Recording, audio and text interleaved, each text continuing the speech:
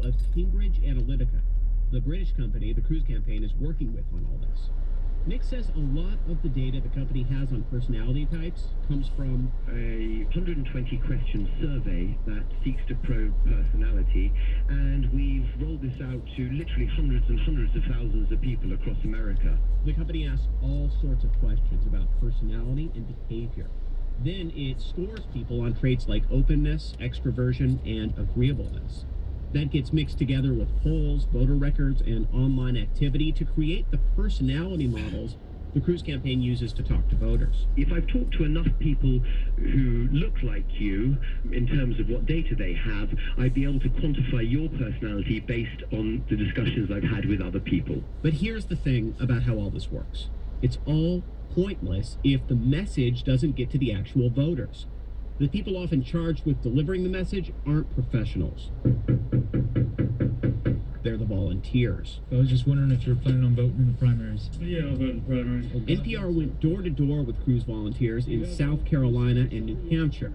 And we found some of them, like Jonathan Morales, tossing all that time, all that money, and all that number crunching to the curb. I try to stay away from the script that they give us.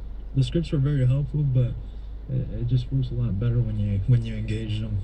Even when the message is delivered, a lot of experts are skeptical that individual personalities can be captured by big picture data and modeling. Persuadability is finicky. Yale University political scientist Eitan Hersh studies microtargeting. Hersh says even on the same person, different arguments will work at different times. On top of that, Hersh questions whether finding out all this additional information is worth the effort it takes to dig it up. Our politics just aren't divided in 168 ways. They're not. They're divided in a few different ways. There's a few kinds of issues that divide people, even among partisans of the same party. Clearly, Ted Cruz's campaign disagrees. That's why it's taking the time to find out that, say, South Carolina voters are really worried about budget cuts at a local Army base, and then coming up with 5 different ways to talk to them about those specific concerns. Scott Detrow, NPR News. We've spent a lot of time lately talking about the devastating impacts of Zika, a disease that is spread by mosquitoes. Those little buzzing insects can also be blamed for dengue fever, West Nile virus, malaria, and lots of other horrible afflictions, not to mention their tendency to ruin picnics. So we wondered, is there anything good about mosquitoes? To find out, we have reached Professor Nora Bazansky on Skype. She is a mosquito expert at Notre Dame University. Hi there. Hi, how are you? Great. So, are mosquitoes good for anything? Yes, they're good for lots of things. For what it's worth, only about 100, less than 100 species transmit those horrible diseases that you've referred to out of thousands of species that live on every continent except Antarctica. And what those mosquitoes are good for, they're food for fish and other insect predators and birds. They pollinate plants. Wait, they're pollinators, really? I knew they were food, but they're pollinators? Yes, indeed. And, you know, it's only the males that take a blood meal from their hosts, and often those hosts have nothing to do with humans. So there are mosquitoes that feed on snakes, frogs, birds. Only less than 100 are a problem for humans. Let me just play devil's advocate here. Is there anything that only eats mosquitoes? Or if the mosquitoes disappeared, could the birds and the fish and the predatory insects and things just eat other things? Wow, that's a pretty good question. I wouldn't want to guess the consequences of eradicating all 3,500 or 4,000 species of mosquitoes. What I do feel comfortable saying is that if we target only a single species that's the most important transmitter of, let's say, malaria in the world, then I feel pretty comfortable saying it would only have good consequences. So we might not want to get rid of all 3,500 or 4,000 species of mosquito, but if, for example, we get rid of the Aedes aegypti, which is the species that carries the Zika virus, you'd be okay with that? I think that would be a very good outcome, yes. I know that generally scientists try not to place a value judgment on an entire species, But did I just hear you say that the Aedes aegypti mosquito is a bad species? We can just stamp it with that label and get rid of it if possible? Yes, you did hear me say that. You know, let's put this in perspective, shall we? The human race has probably been responsible unknowingly, inadvertently, in eliminating hundreds of thousands of species, mainly rainforest ones, by destroying their habitats. So, in perspective here, we're talking about a single species of mosquito that's responsible for quite a lot of disease transmission and suffering in the world. I think there you go. No, I don't feel bad about saying we should get rid of that one species. That is biology professor and mosquito expert Nora Basansky speaking with us from Notre Dame University. Thank you very much. Thank you.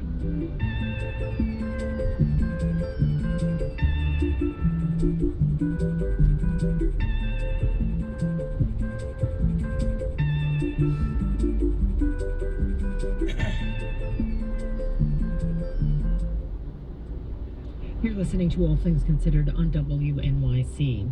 American warplanes have destroyed an ISIS training camp, one that is not in Syria or Iraq. White House spokesman Josh Earnest. I can confirm for you that early this morning, the United States military conducted an airstrike in Libya. Today's attack was also aimed at taking out a top ISIS leader. We'll have lots more on that story coming up after news headlines. Tonight, mostly cloudy, lows in the low 30s. Currently, it is 33 degrees and cloudy in Central Park at 7:30. Come to Radio Love Fest 2016. WNYC live on stage for 3 days at BAM. I'm Anna Sale. Join me, Brian Lair, Peter Sagal, Garrison Keillor, and special guests for stories, music, conversation, movies, and laughs. Meet us in Brooklyn for Radio Love Fest, March 10th through 12th. Schedule and tickets at bam.org. WNYC is supported by the Frick Collection, a museum in a Fifth Avenue mansion, tonight hosting a free public evening after 6 p.m. This after-hours event offers sketching, music, and gallery talks. Info at frick.org. WNYC and Radio Love Fest is supported by Delta Airlines, providing service to more than 110 worldwide destinations from LaGuardia and JFK combined. More information at delta.com.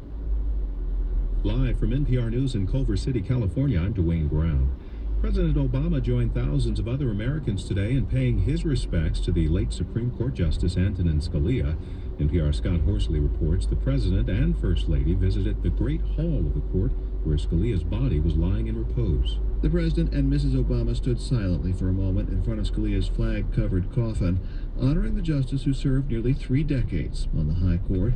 White House spokesman Josh Earnest says the process of choosing a successor for Scalia is still in the early stages. He says Obama will spend some time this weekend digging into background on possible nominees. This would include information about these individuals' record, about their professional career and their professional experience, all of which they would bring to a lifetime appointment to the Supreme Court. Obama's also spoken with Republican and Democratic senators who would play key roles in reviewing any nominee, though it's not yet certain anyone the president picks will get a hearing. Scott Horsley, NPR News, the White House. Out! Get him out! Get him Republican presidential candidate Donald Trump trying to get protesters who interrupted his campaign event today in Myrtle Beach, South Carolina to leave. The state's GOP primary is being held tomorrow. Trump says he'd help people of color much more than President Obama has. I will do more for the African American people in 1 year than Barack Obama has done in his 7 years, soon to be 8 years. And then, by the way, he's out, and thank goodness, okay? Trump appears to be holding a commanding lead over his rivals on the eve of the South Carolina vote. The government is cracking down on hoverboards. Consumer Product Safety Commission has sent a letter to manufacturers and says it will seize or recall any of the self-balancing scooters that fail to meet federal safety standards. It says there have been 52 reports of fires blamed on hoverboards in 24 states. Stocks finish mix on Wall Street. This is NPR. And you're listening to WNYC in New York. I'm Jamie Floyd. A study of the region's waterways has revealed extensive plastic pollution. The environmental group New York, New Jersey Baykeeper found that an estimated 165 million plastic particles are floating in local estuaries at any given time. Spokeswoman Sandra Miola said most of that plastic comes from throwaway consumer products like plastic bags and water bottles. We need to stop the pollution at its source, which means people need to stop using it. And for people to stop using it, the government does need to step in at some point. She says a ban on polystyrene may help. That's the material in styrofoam. New York City's styrofoam ban was overturned, however, in state Supreme Court last September. The de Blasio administration says it looked at transit in 75 cities before coming up with its current proposal to build a streetcar line along the Brooklyn-Queens waterfront. WNYC's Matthew Sherman explains. In a briefing with reporters, Deputy Mayor Alicia Glenn said other cities saw a 2 to 4% boost in property taxes due to transit improvements like new streetcar lines. A small increment. But because the route will be 12 miles long, she said it would generate enough new revenue to pay for the $2.5 billion project over 35 years. However, a similar plan to fund the number 7 subway extension on Manhattan's west side has so far come in on the low end of projections, requiring the city to bail out the project with general tax revenues. For WNYC, I'm Matthew Sherman. The recent call by New York City Council Speaker Melissa Mark Viverito to investigate ways to close the Rikers Island jail complex continues to garner a strong response on both sides of the issue.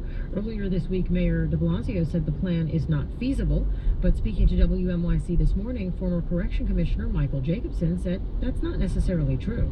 It would never be an easy thing to do, either politically, substantively, practically, but I think it is a noble and important goal to really think about in very specific ways. Jacobson, who served as Correction Commissioner from 1995 to 1998 under Mayor Giuliani, said closing Rikers Island would require a big initial investment, but in the long run could result in budget savings. Tonight, mostly cloudy with lows in the low 30s. We'll have a nice weekend, both days sunny with clear skies and highs in the low 50s. Currently, it is 34 degrees and cloudy in Central Park at 7:35. Support for NPR comes from member stations and from Progressive Insurance, with insurance for cars, home, boat, motorcycles, RVs, and commercial vehicles at 1-800-PROGRESSIVE and Progressive.com. And Inada, Japanese maker of full-body massage chairs, including the Flex 3S, with pre-programmed shiatsu massages and full-body stretch sessions at InadaUSA.com. That's INADAUSA.com. From NPR News, this is All Things Considered. I'm Ari Shapiro. And I'm Robert Siegel. American warplanes destroyed a terrorist training camp today in Libya. The attack was aimed at a top leader in the Islamic State, and it also killed a number of other people whom the Pentagon says want to launch attacks on Europe or the U.S. Here's how White House spokesman Josh Earnest described it. I can confirm for you that early this morning, the United States military conducted an airstrike in Libya, targeting both an ISIL training camp near Sabratha and a specific leading ISIL figure named Nuruddin Shushan. Well, joining us now with the latest on this story is NPR's Pentagon correspondent Tom Bowman. Hi, Tom. Hello, Robert. Who was this ISIS leader the U.S. was going after, and who were the others in the camp when it was hit? Well, Robert, U.S. officials say they're pretty certain Nuruddin Shushan was in this camp and was killed. He's a Tunisian national and a suspect in 2 massive ISIS attacks in Tunisia last year. There was one at the Brado Museum in Tunis in March that killed a couple of dozen people, another at a seaside resort in June that killed 38 people, and most of those killed were Westerners. They were targeted because they were Westerners. Now, the U.S. says Shushan was using this camp, and some 60 fighters were there, to plan additional attacks against Western targets. So in the pre-dawn hours, 2 American F-15 warplanes flew from England and destroyed the camp's living quarters. There's a handful of buildings, and people who have seen the cockpit film footage say that all the buildings were completely destroyed. There's basically nothing left. Tom, we often hear about airstrikes against ISIS in Syria or in Iraq, but This was about 1,500 miles away. How big is the ISIS presence in Libya, and what kind of danger does it pose? It's pretty big. There are estimates of some 6,000 or so fighters, many of them in the city of Sirte. A lot of these fighters are young Libyans just looking for work, trying to make a buck, and others come from all around North Africa, and a number of their commanders, by the way, are coming from Syria. So there's growing fear about their strength for two reasons. Libya is rich in oil, billions of dollars worth of oil, and the concern is ISIS will get its hands on this oil revenue to finance their attacks. Also, Libya, of course, is next to Egypt and just across the Mediterranean from Italy, so you could see attacks in those countries. There's a great deal of concern about that. Does all this mean that there could be more of these airstrikes in Libya, or could there be U.S. military action beyond airstrikes? Definitely airstrikes, absolutely. American airstrikes have targeted ISIS in Libya before. Just last fall, another ISIS leader was killed, and I'm told there are several more training camps, and we'll likely see more strikes in the coming weeks and months. So the U.S. is watching all this carefully and will strike what they call targets of opportunity whenever they can. Since the fall of Libyan leader Muammar Gaddafi back in 2011, Libya has been fractured. Secretary of State John Kerry has talked about Western efforts to form a government and bring some sense of normalcy there. Is that likely to happen anytime soon? Well, no one knows for sure. There are now two competing governments and various armed militias, tribes, and clans. Secretary John Kerry and others have said they're hopeful a single government can be formed soon, maybe in the coming weeks. American Green Berets have been on the ground reaching out to some of the factions there, but don't confuse them with combat troops. So they're only talking about airstrikes now. If there are any troops that go in there, it will likely be the Italians. The UN is asking Italy to oversee this effort, and if a government is formed, you're likely to see up to 5,000 Italian troops maybe go in to provide security and also train a Libyan army. NPR's Pentagon correspondent Tom Bowman. Thank you, Tom. You're welcome, Robert. In Syria, fighting continues in the north of the country despite international efforts to get a ceasefire. People there say the Syrian regime's air campaign, backed by Russia, has gone into overdrive. The UN has condemned the destruction of hospitals and schools. More Syrians are being displaced, and NPR's Alice Fordham met some of them just over the border in Turkey. Rowdy Syrian refugee children are playing on swings while their parents collect food provided by a Turkish charity. Hundreds of people line up every day for a free lunch. It feels peaceful in this sleepy Turkish border town of Kilis, but there's a huge refugee camp here and many more Syrians living in cheap rented apartments. And the war is close. Sitting under a tree is a man who gives his name as Abu Muhammad, his wife and 10 kids. They look exhausted. They fled Syria earlier this week, and he's clear about why. The Russian airstrikes are crazy. Before, it was every 2 or 3 days there'd be a Syrian airstrike. After, with the Russians, there'd be 4 or 5 planes at once. It comes, and when it leaves, the whole area is burned completely. The airstrikes are not Abu Muhammad's first catastrophe. He's from the Syrian city of Aleppo, but his house was destroyed in fighting. He went to the town of Minbij and stuck around even after it was taken by ISIS. With ISIS, they ordered us, shave your mustache, shorten your robe, whatever. They ruled us by force, but we didn't have planes. When the Russians came, the situation was already bad, but with the planes, what can you do? Since Russia began its air campaign in support of Syrian President Bashar al-Assad in September last year, residents say the strikes have been more frequent and deadly than the Syrian Air Force's attacks. Lately, it's got even worse. Abu Muhammad only gives his nickname because he's afraid. While he talks, his children play with piles of pine needles. He says they're never going back home because the regime and its foreign allies are in control. They sent the naval fleets to the sea, and the skies are full. The soldiers came, and the Iranians came, and the militias, and they all get paid in dollars. I speak to several others who fled in recent weeks. Most are from rural areas that joined the rebellion against the government. Many of those areas have now been retaken by the regime. One woman who gives her name only as Zainab walked through the night to escape the bombardment 10 days ago. She's pregnant and said it was so hard. I asked if she'd return to live under the government's rule. ايه عندي خوف إذا أخذوا مثلا زوجي أنا شلون بحسن أعيش. I would be really afraid to go back for my husband's sake, because if he gets taken by the regime, what am I supposed to do? He didn't fight. He's just a regular person. He had a regular job, but even so, there's been plenty of people taken without reason. Many here see a sectarian dimension to this. They say all those being driven out, maybe forever, are Sunni Muslims. Assad belongs to an offshoot of Shiite Islam, and so do many of his allies. One furious refugee named Jamal Muhammad chimes in that the Russians are aiding a sectarian cleansing.